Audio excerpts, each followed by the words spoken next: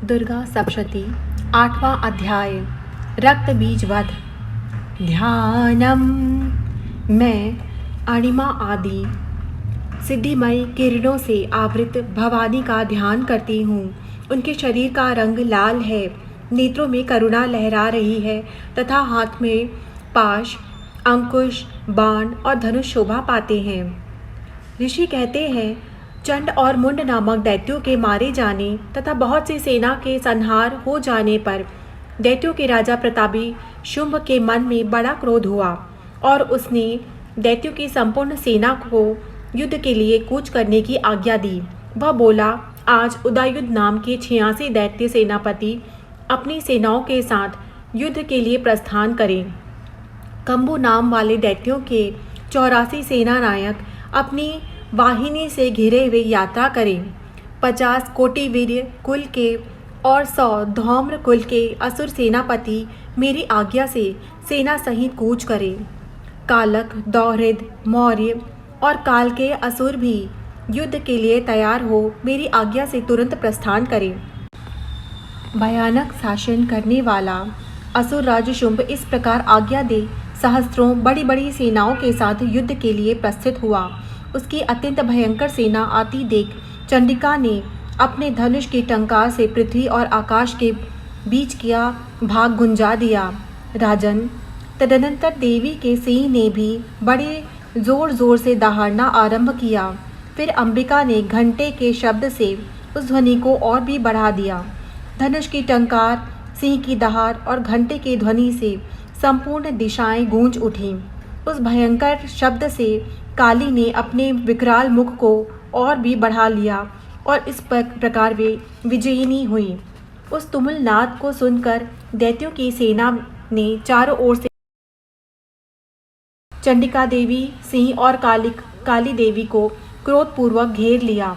राजन, इसी बीच में असुरों के विनाश तथा देवताओं के अभ्युदय के लिए ब्रह्मा, शिव, कार्तिकेय, विष्णु तथा इंद्र आदि देवों की शक्तियाँ जो अत्यंत पराक्रम तथा बल से संपन्न थी, उनके शरीरों से निकलकर उन्हीं के रूप में चंडिका देवी के पास आईं।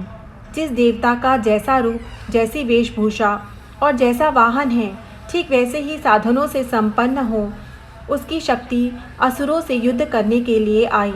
सबसे पहले हंसयुक्त विमान पर बैठी हुई अक्षसूत्र और कमंडलू से सुशोभित ब्रह्मा जी की शक्ति उपस्थित हुई, जिसे ब्रह्माणी कहते हैं। महादेव जी की शक्ति वृषभ पर आरूढ़ हो, हाथों में श्रेष्ठ त्रिशूल धारण किए, नागहार का कंकण पहने, मस्तक में चंद्र रेखा से विभूषित हो वहां आ पहुंची।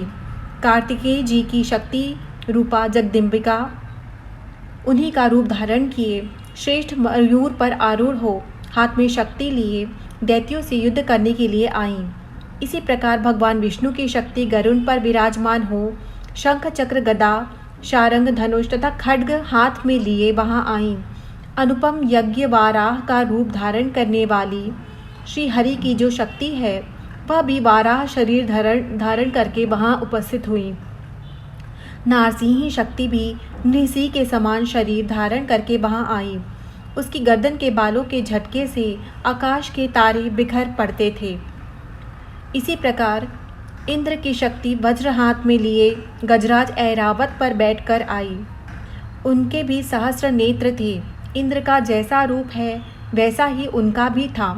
तदनंतर उन देव शक्तियों से घिरे हुए महादेव जी ने चंडिका से कहा, मेरी प्रसन्नता के लिए तुम शीघ्र ही इन असुरों का संहार करो। तब देवी के शरीर से अत्यंत भयानक और परम उग्र चंडिका शक्ति प्रकट हुई, जो सैकड़ों गिदड़ियों की भांति आवाज करने वाली थी। उस अपराजिता देवी ने धूमिल जटा वाले महादेव जी से कहा, भगवान, आप शुंभ निशुंभ के पास दूत बनकर जाइए और उस अत्यंत गर्वीले दानव शुंभ और निशुंभ दोनों से कहिए, साथ ही उनके अतिरिक्त जो भी दानव युद्ध के लिए वहां उपस्थित हैं, उनको भी यह संदेश दीजिए। दैत्यों, यदि तुम जीवित रहना चाहते हो तो पाताल लौट जाओ। इंद्र को त्रिलोकी का राज्य मिल जाए और देवता यज्ञ भाग का उपभोग करें। यदि बल के घमंड में आकर तुम युद्ध की अभिलाषा रखते हो तो आ जाओ, मेरी शिवाएं तुम्हारे कच्चे मांस से तृप्त हों। चूँकि उस देवी ने भगवान शिव को दूत के कार्य में नियुक्त किया था, इसलिए वह शिवदूती के नाम से संसार में विख्यात हुईं।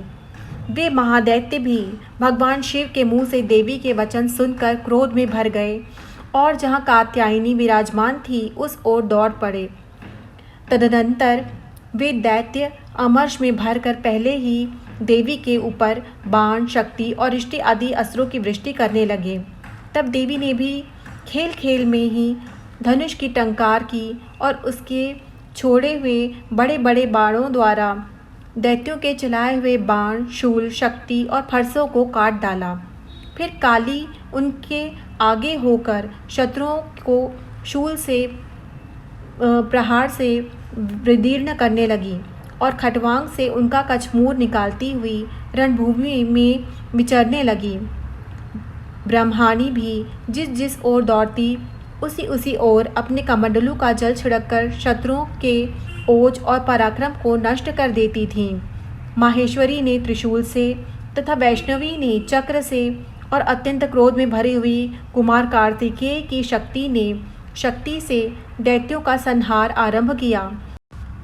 इंद्र शक्ति के वज्र प्रहार से विदीर्ण हो सैकड़ों दैत्य दानव रक्त की धारा बहाते हुए पृथ्वी पर सो गए।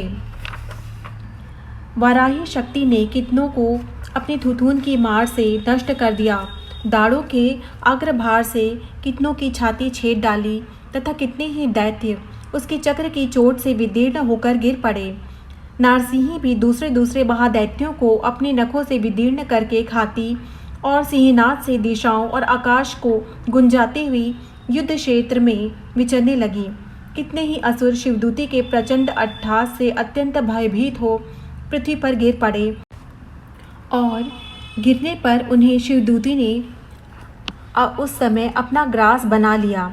इस प्रकार क्रोध में भरे हुए मातृगणों को नाना प्रकार के उपायों से बड़े बड़े असुरों का मर्दन करते देख दैत्य सैनिक भाग खड़े हुए। मातृगणों से पीड़ित दैत्यों की युद्ध से भागते देख रक्तबीज नामक महादैत्य क्रोध में भरकर युद्ध करने के लिए आया। उसके शरीर से जब रक्त की बूंद पृथ्वी पर गिरती तब उसी के समान शक्तिशाली एक दूसरा महादैत्य पृथ्वी पर पैदा हो जाता।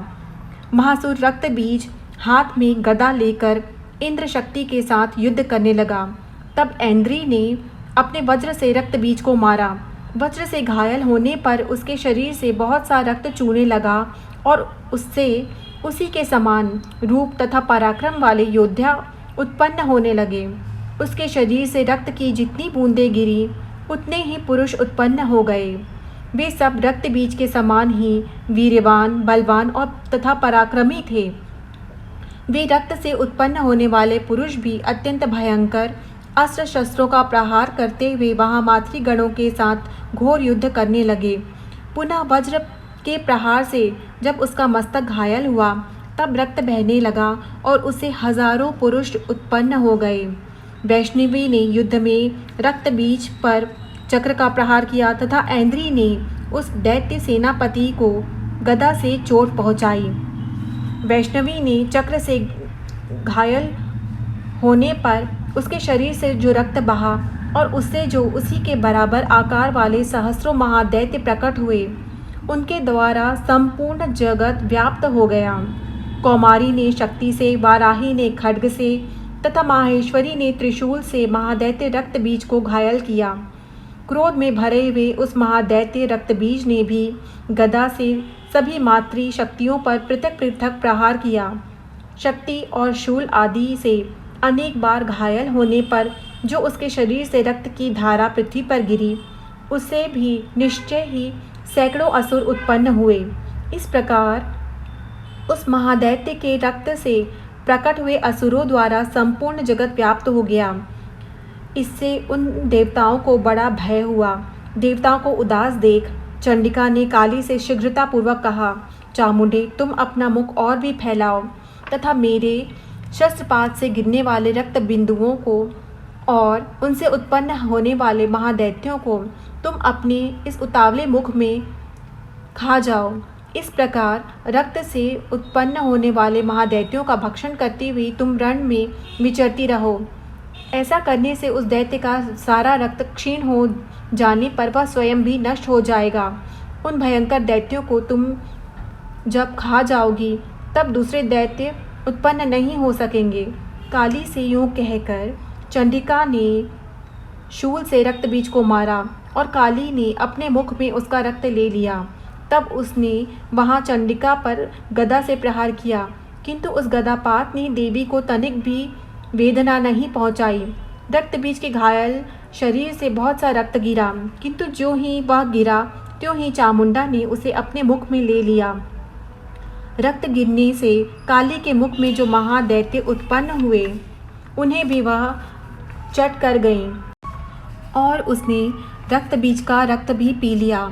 तदनंतर देवी ने रक्त बीज को, जिसका रक्त चामुंडा ने पी लिया था, वज्र, बाण, खड्ग तथा रिष्टि आदि से मार डाला।